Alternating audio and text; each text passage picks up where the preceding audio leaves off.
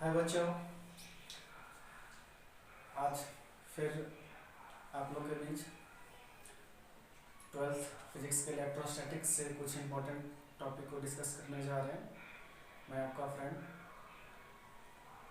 From ज्ञान physics classes. आइए देखते हैं। देखिए, हम लोग पिछले क्लासेस में पढ़ चुके हैं इलेक्ट्रिक फील्ड और इलेक्ट्रिक डाइपोल तक, और एक और इम्पोर्टेंट टॉपिक यहाँ से निकल के आता है हमारा, जो है प्रिंसिपल ऑफ सुपरपोजिशन, जहाँ से कई बार न्यूमेरिकल्स पूछे जाते हैं। तो चलिए आज देखते हैं प्रिंसिपल ऑफ सुपरपोजिशन का क्या है, या फिर लिखा हुआ है आपका इलेक्ट्रिक फोर्स के बारे में, यहाँ से रिलेटेड कुछ न्यूमेरिकल्स करेंगे हम लोग। तो आइए, सबसे पहले अगर बोला जाए आपको कि इलेक्ट्रिकल फोर्स या इलेक्ट्रिक फोर्स की अगर बात करें तो इस फोर्स को एक और नाम से जाना जाता है, जिसका नाम है कूलॉम्स लॉ।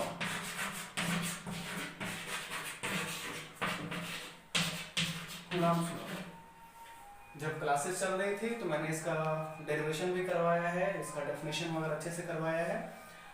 वहां पे मैंने एक फार्मूला लिखा होगा जो था आपका F equals K Q1 Q2 upon R का स्क्वायर, जहाँ पे K का जो वैल्यू है आपको लेना है 9 × 10⁻⁹, जो कि कांस्टेंट था। क्योंकि आप जानते हो बेसिकली जब भी इलेक्ट्रिक फोर्स की बात करते हैं तो इलेक्ट्रिक फोर्स का डेफिनेशन बोलता है आपको कि फोर्स जो दो चार्ज के बीच लगे, दो आवेश के बीच में जो बल लग रहा है उसी को हम लोग इलेक्ट्रिक फोर्स कहते हैं। और इस फोर्स के बारे में जो बताने वाले साइंटिस्ट थे जिनका नाम था कूलॉम्स, उन्होंने इनके बारे में, इस फोर्स के बारे में हमें बताया। तो आइए देखते हैं इसको और थोड़ा सा अच्छे से और डिटेल से देखते हैं। यहाँ पे बात थोड़ा सा होने चलिए बाबू कि अगर मान लेते हैं, जहाँ तक हमने क्लासेस में पढ़ा है कि अगर सिर्फ दो चार्ज का वैल्यू दिया हुआ रहे, Q1 और Q2 दिया हुआ रहे, और समथिंग दोनों के बीच का कुछ अगर डिस्टेंस दिया हुआ रहे, तो हम आराम से फोर्स को फाइंड आउट कर रहे थे। बट अब हमें थोड़ा सा जो है और डिटेल से देखना है इस चीज को। आपने पिछले क्लासेस में एक और टॉपिक पढ़ा है इलेक्ट्रिक फील्ड इंटेंसिटी, जो E बराबर आपने बोला था F/Q। तो ये जो फार्मूला है वो काफी ज्यादा इंपॉर्टेंट है, क्योंकि इस फार्मूला से कई सारे कॉम्पिटिटिव एग्जाम में क्वेश्चन पूछे जाते हैं, चाहे आपका नीट हो, चाहे आपका JEE मेंस एडवांस हो, या फिर इंडियन नेवी एयरफोर्स हो। तो वहाँ पे बेसिकली देखते हैं क्या क्वेश्चन पूछा जाएगा। तो ये F जो है जनरली इलेक्ट्रिकल फोर्स की बात कर रहा है।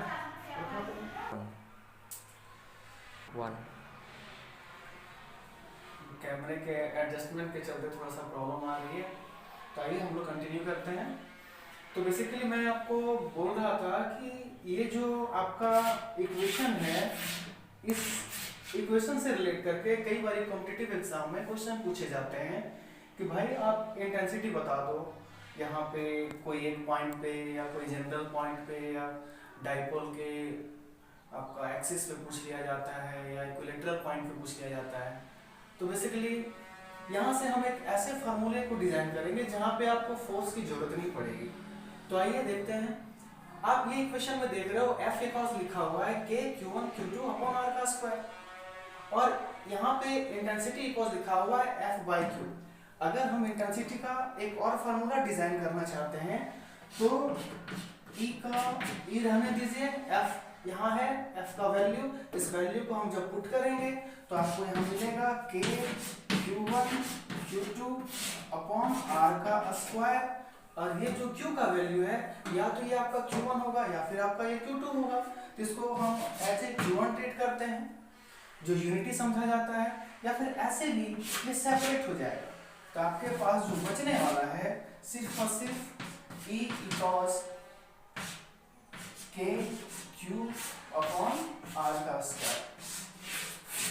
तो ये जो आपका फार्मूला नया आया है, ये बेसिकली बताएगा इलेक्ट्रिक फील्ड इंटेंसिटी कोई भी सिंगल चार्ज के कारण। तो आइए देखते हैं क्या किस टाइप का क्वेश्चन रहेगा। तो मान ले आपको पूछा जाए कि ये एक चार्ज है इसका कुछ इस पॉइंट पे या इस पॉइंट पे या इस पॉइंट पे मुझे इंटेंसिटी चाहिए, तो कैसे निकालेंगे? तो माना कि इस चार्ज का जो वैल्यू है वो दे दिया जाएगा कुछ आपको, जैसे मान लेते हैं कि 5 माइक्रो कूलम दिया गया है, और इस चार्ज से आपको इंटेंसिटी कोई भी एक पर्टिकुलर पॉइंट में निकालने के लिए बोला जाएगा। तो कोई एक पर्टिकुलर पॉइंट की बात करेंगे तो जाहिर सी बात है यहाँ से यहाँ तक कुछ ना कुछ तो शॉर्टेस्ट डिस्टेंस होगा। यहाँ पे मैं एक वर्ड यूज कर रहा हूँ शॉर्टेस्ट डिस्टेंस, इसका मतलब है कि आपको एनी हाउ डिस्प्लेसमेंट लेना है। तो मान लिया जाए कि हाँ हमने कोई एक पॉइंट यहाँ पे डिजाइन किया है, तो ऐसा नहीं कि हम यहाँ से लेंथ पहले यहाँ आएंगे फिर यहाँ जाएंगे, नहीं, ये गलत तरीका है। आपको चार्ज से जिस पॉइंट पे आपको इंटेंसिटी निकालना है वहां का शॉर्टेस्ट डिस्टेंस चाहिए, यानी डिस्प्लेसमेंट चाहिए। तो कुछ ना कुछ आपको डिस्प्लेसमेंट दिया जाएगा, तो हो सकता है डिस्प्लेसमेंट आपको 10 मीटर दिया जाए, तो r का वैल्यू आपका 10 मीटर हो जाएगा। कुछ नहीं करना है, इस e के फार्मूले में इसको पुट करना है, आपका आंसर आपके पास होगा। तो आइए देखते हैं थोड़ा सा इसको। e का जो वैल्यू हो जाएगा वो k का वैल्यू तो आपको पता है 9 × 10⁻⁹ हो जाएगा, इंटू q का वैल्यू यहाँ पे आपने लिखा है 5 माइक्रो कूलम, तो 5 का 5 रहने दीजिए, और माइक्रो का वैल्यू जो होता है वो 10⁻⁻⁶, और नीचे में आपका डिस्टेंस हो जाएगा जो कि 10 है। तो फार्मूला में r का स्क्वायर है, क्योंकि r का वैल्यू का भी हम क्या करेंगे, स्क्वायर करेंगे।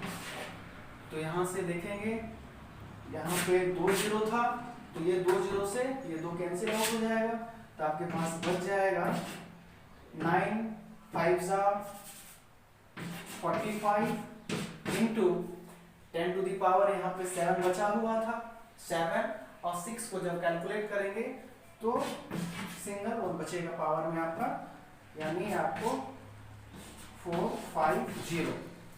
याद रखिएगा आप इंटेंसिटी निकाल रहे थे, तो इंटेंसिटी का जो यूनिट होता है आपका न्यूटन पर कूलम होता है। तो ऐसे करके हम इंटेंसिटी निकाल सकते हैं। तो 1 चलिए एक और क्वेश्चन देखते हैं। आपके एनसीईआरटी में भी क्वेश्चन दिया हुआ है, एचसी वर्मा का भी क्वेश्चन ट्राई कर सकते हैं आप, और या फिर अगर आपको एनडीए नेवी एयरफोर्स ये सब का भी प्रिपरेशन करना है तो आपका एक न्यूमेरिकल का बुक आता है एम करीम, उससे आप क्वेश्चन बनाइए, काफ़ी सारे सवाल बनेंगे आपको इस फार्मूले से। चलिए एक और क्वेश्चन देखते हैं। मान लेते हैं आपके पास कोई दूसरा न्यूमेरिकल दिया हुआ है जिसपे Q का वैल्यू जो है वो 30 कूलम दिया हुआ है, और आपको बोल रहा है कि आप मुझे इंटेंसिटी निकाल के बताओ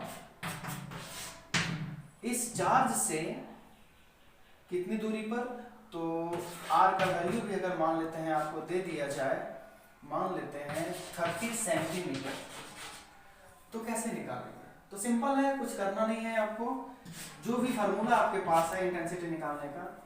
हाँ, एक कंफ्यूजन हो सकता है आपको कि सर हमारे पास तो फार्मूले 2 हैं। एक फार्मूला आपके पास था E cos F/Q, एक फार्मूला आपके पास है E cos KQ/R का स्क्वायर। तो सर प्रॉब्लम ये आती है कि दोनों में से हम किस फार्मूले को उठाएंगे, हम किस फार्मूले को यूज करेंगे? तो सिंपल देख रहे हो, ये न्यूमेरिकल में आपको चार्ज दिया हुआ है और डिस्टेंस दिया हुआ है। इस फार्मूले में चार्ज दिया हुआ है, डिस्टेंस दिया हुआ है, यहाँ पे फोर्स दिया हुआ है। जब भी आपको न्यूमेरिकल में फोर्स दिया हुआ रहे और इंटेंसिटी निकालने के लिए बोले तो आप इस फार्मूले को यूज करो, लेकिन आपको अगर सिंगल चार्ज दिया हुआ रहेगा तो आपको एनीहाउ यही फार्मूला लगाना पड़ेगा, ताकि आपको आसानी से आपको उसका आंसर मिल जाए। सिंपल, या फिर ये दोनों को अंतर देखने के लिए एक लाइन आप नोट कर सकते हो। जब भी आपको 2 चार्ज के कारण या 2 से ज्यादा चार्ज के कारण इंटेंसिटी की जरूरत पड़े तो आप ये फार्मूला को उठा लो। अगर कोई सिंगल चार्ज है, कोई यूनिटी चार्ज है, उसके कारण अगर आप इंटेंसिटी निकालना चाहते हो तब आपको ये फार्मूला उठाना पड़ेगा। तो यहाँ पे देखिए आप लोग पास एक सिंगल चार्ज है और ये डिस्टेंस दिया हुआ है, तो फिर से हम पुट करेंगे फार्मूला F/Q पे। तो F का वैल्यू, सॉरी इस पे नहीं होगा बस ये, क्योंकि सिंगल चार्ज है। अगला फार्मूला पुट करेंगे K का वैल्यू बताओ, के का वैल्यू तो पता है ना आप लोगों को, कितना है 9 × 10⁻⁹ यही है ना भाई, अरे यही है ना। चलिए Q का वैल्यू दिया हुआ है, देखिए बोर्ड पे हो सकता है दिया हुआ होगा कहीं, तो लिखेंगे 30 कूलम हो गया। डिस्टेंस लिखना पड़ेगा R का वैल्यू, तो ये आपका देखिए R का स्क्वायर है और ये R का वैल्यू है, तो डेफिनेटली आपको 30 × 30 दो बार लिखना पड़ेगा, बट ये सेंटी है, सेंटी का वैल्यू होता है, याद होगा मैंने आपको याद करवाया था deci centi milli micro nano pico वाला वैल्यू। तो डेसी सेंटी दो बार में आएगा, इसका मतलब है कि 10⁻⁻², लेकिन स्क्वायर था इसलिए आपको ये भी 10⁻⁻² जो है दो बार लिखना पड़ेगा। अब देखिए 31 से 31 खत्म हो जाएगा आपका। चलिए यहाँ पे 1 0 था, 1 0 यहाँ पे चला गया, यहाँ पे 8 बच गया, यहाँ 10 के पावर -2 और -2, 10 के पावर -4 माइनस में है बाबू, तो बटा के जब ऊपर जाएगा तो प्लस में आएगा, तो 8 और 4 12, यानी 10⁻12 होने वाला है ये।